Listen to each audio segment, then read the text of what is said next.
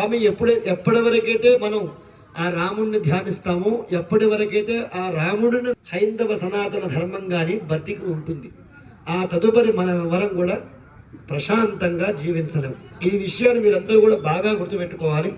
అదేవిధంగా ఆ రాముడికి ఎనలేనటువంటి శక్తి రావాలన్నా, మనమందరం కూడా ఆ రాముడి ఛత్రఛాయల్లో మనం సంతోషంగా జీవించాలన్నా, ఇప్పుడు మనం నిర్వహించుకునేటువంటి ప్రతిష్టలో ఆ రాముడికి అపారమైనటువంటి శక్తి రావాలంటే మనం చేసేటువంటి హోమమే దానికి ఆ శక్తిని ఇవ్వగలుగుతుంది.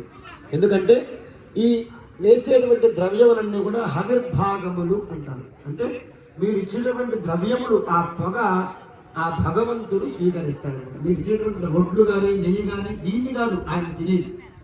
మీరు భక్తిగా వేసినటువంటి ద్రవ్యము నుంచి వచ్చినటువంటి పొగను వారు స్వీకరిస్తారు. అంటే ఆఘ్రానిస్తారు, బాగా పీలుస్తారు అన్నమాట. అలా పీల్చడం వలన వారిలో ఉన్నటువంటి మలినములన్నీ కూడా కరిగిపోయి తదుపరి వారు మరింత శక్తివంతులు అవుతారు. అందుకు చేసేటువంటిదే హోమం అన్నమాట.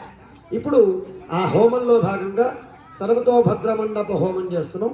మీరందరూ కూడా ఆ రాముణ్ణి సీతాదేవిని మనస్సులో ధ్యానించుకుంటూ రామాయ నమః రామాయ నమః అనుకుంటూ హోమం చేస్తూ ఉండండి. ఓం బ్రహ్మదేవానాం పదవే కవీనాం ఋషిర్విప్రాణాం మహిషోమృగాణాం నాగస్వజనవనానాగం సోమః పవిత్రవత్యేతరేభం స్వాహా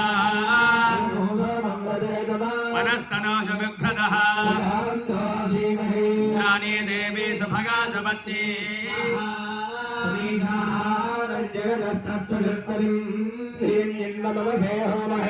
పూజానో యథా వేదసా మసత్పృతే రక్షతా పాయుర్లబ్ధస్వస్తజే స్వాహా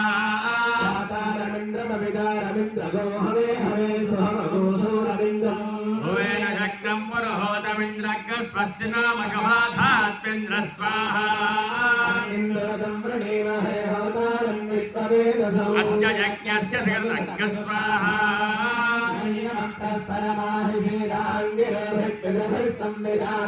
ఆత్మా మంత్రా కవయస్తామహన్వే నారాజన హవిషామాలయస్వ స్వాహా